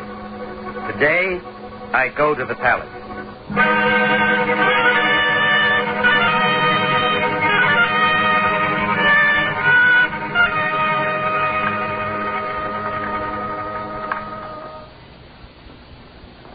Unbind his arms and let him stand free.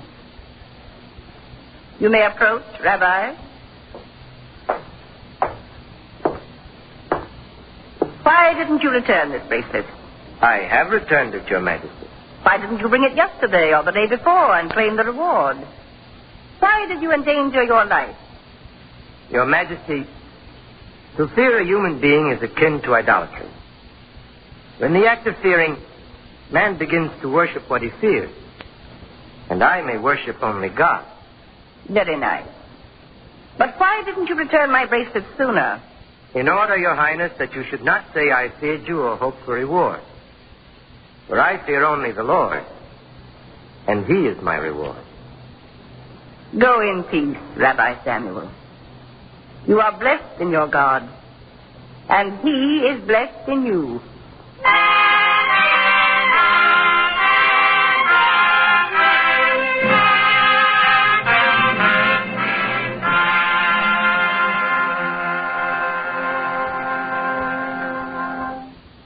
Above all things, study. So taught the rabbis. Whether for the sake of learning or for material reasons, study.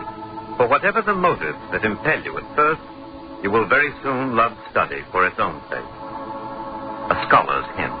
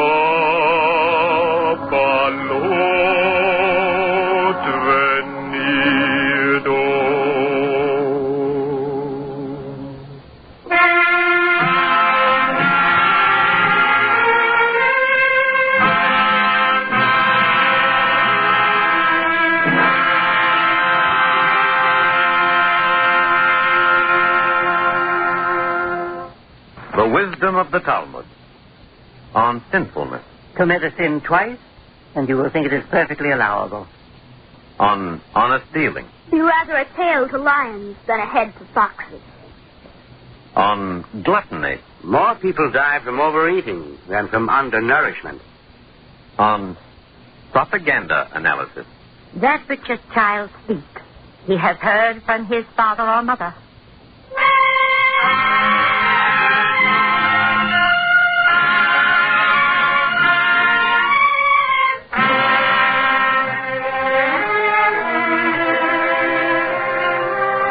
A parable of righteousness.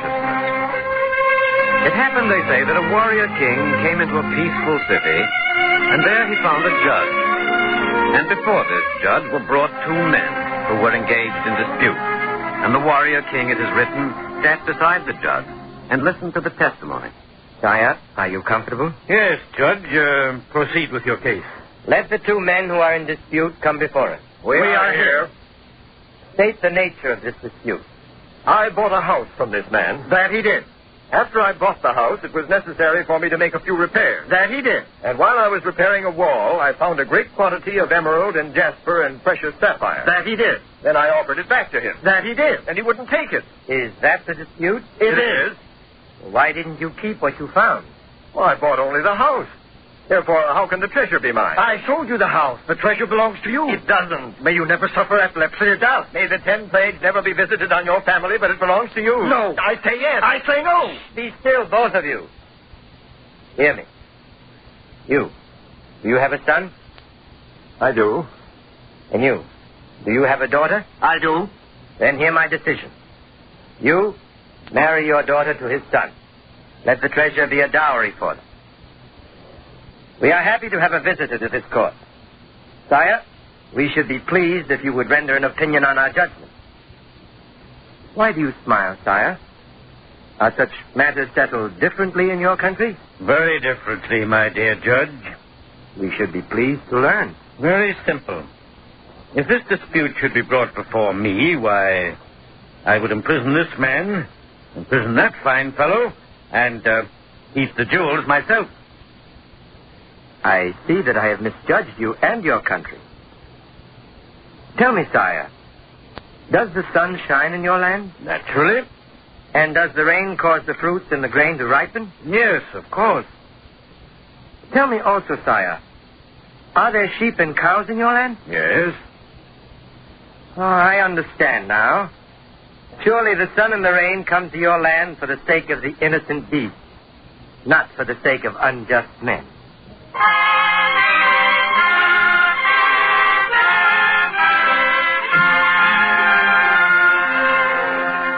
The Talmud is more than an encyclopedia of law and legend. It is also literature, and literature is written life. And so the sayings and the homilies penetrated the daily life of the Jew until they were as familiar as the accent of speech and as beloved as familiar melody. The Jewish mother in the ghetto cities of Poland did not sing of warriors or feats of strength. The cradle lullaby was, "My child, I will give you raisins and almonds and a small white goat to play with. And when you grow up, study and be good, and perhaps you may even become a rabbi."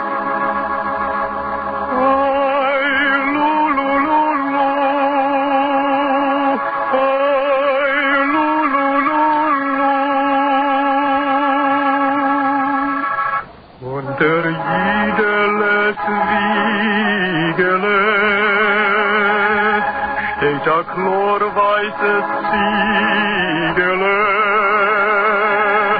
das Siegele ist geborene Handeln. Gott wird sein dein Beruf, Rogene Käs mit Mandeln, Schlaf für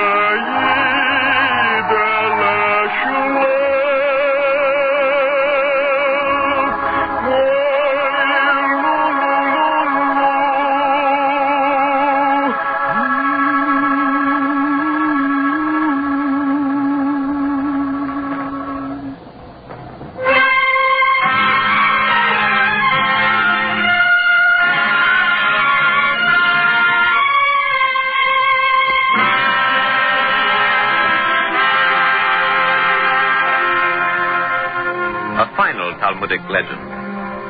A blind man and a man without legs were brought before the court of rabbis. Strange to say, these two men had been apprehended in theft, and the man without legs denied his guilt. You can't punish me. I didn't do the stealing. I can't walk. Yet you were apprehended in the theft. But look at me. I can't walk. Blind man, did you steal the goods in question? Rabbi, I cannot see. Bailiff, you will hold these men in another room until we have discussed this case. Take them, bailiff.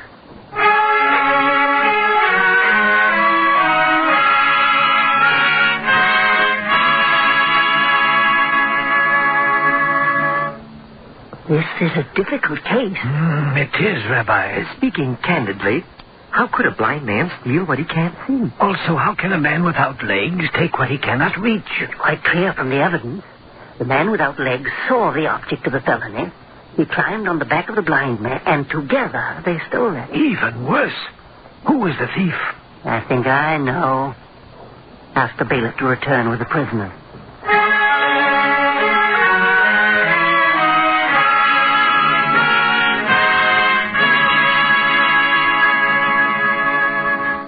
The prisoners are ready, Rabbi. Thank you, bailiff. One theft was committed. You committed the theft, blind man. But I cannot see to commit a theft. And you, man without legs, you also committed the theft. But you said it was a single theft. Then how can both of us be guilty? Bailiff, raise the man without legs. Good. Now, bailiff, place him on the blind man's back. Good. Hear me. For the purposes of crime, you were one, even as body and soul is one. Therefore, for the purposes of punishment, let you also be one. I may only punish the body. Your souls you will answer in heaven. But hear me further. The Lord has already punished your bodies with blindness and loss of limbs. Therefore it is not fitting that we should add further to your punishment. You may leave this court. Rabbi. Yes, blind man? Because you have been merciful to me, who is seeing but cannot see, may he who sees but is not seen be merciful to you.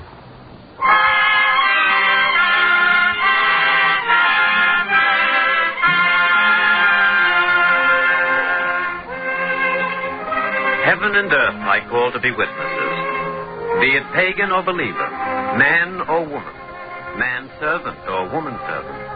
According to the actions of every human being does the Holy Spirit rest upon him. The wisdom of the Talmud.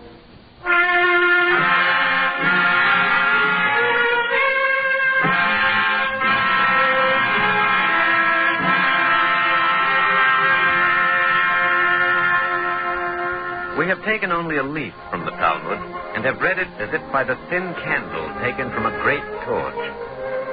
Out of a collective human experience of 800 years, there was set down in the early centuries of the modern calendar the body of oral tradition which men called the Talmud.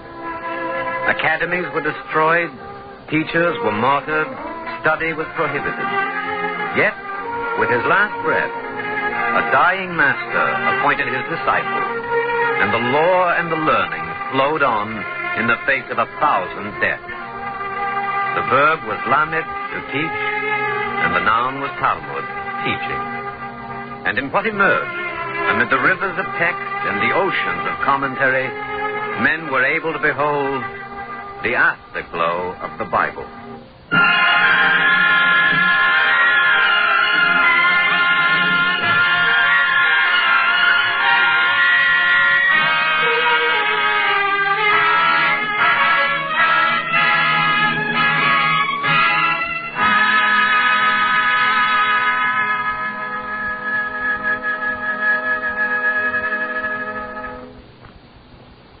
Copies of the script you have just heard, as well as the talk which follows, may be obtained without cost by writing to The Eternal Light, 3080 Broadway, New York 27, New York.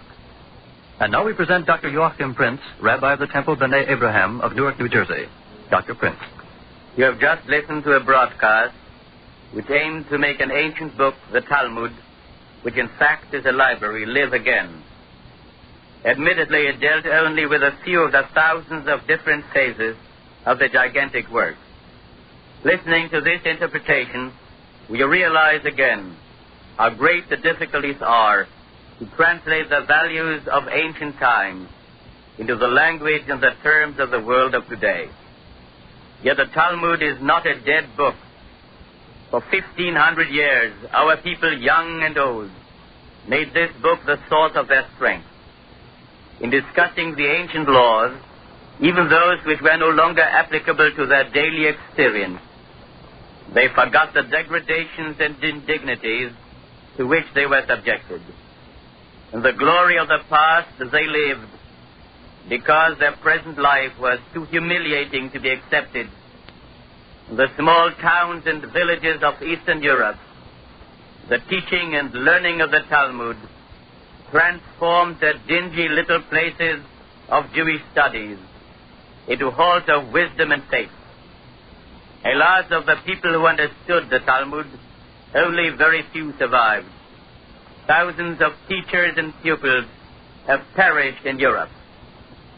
Yet the passion and the glow which live in the legal and the poetic, the rational and the mystic, the arguments and the dreams of the thousands of pages which are called the Talmud, are part not only of the tradition of the Jews, but of the civilization of the world.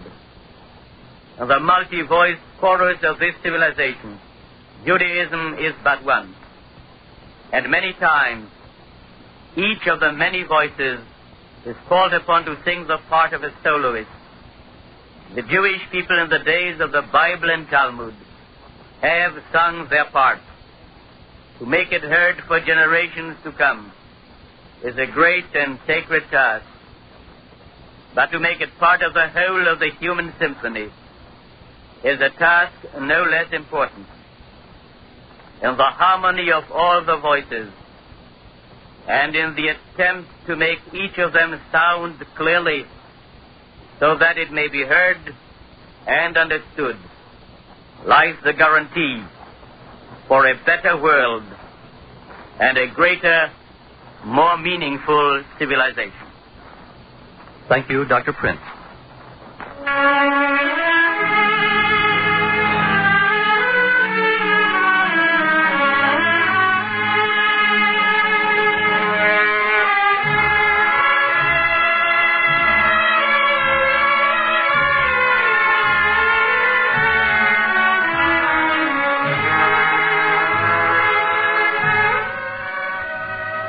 Eternal Light is written by Morton Wishengrad. The music was composed and conducted by Morris Momorsky.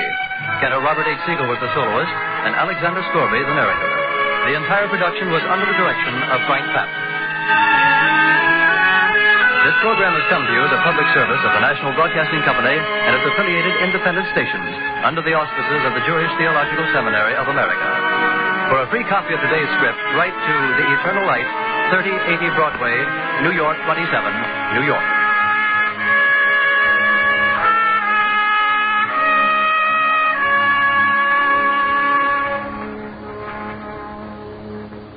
This is the National Broadcasting Company.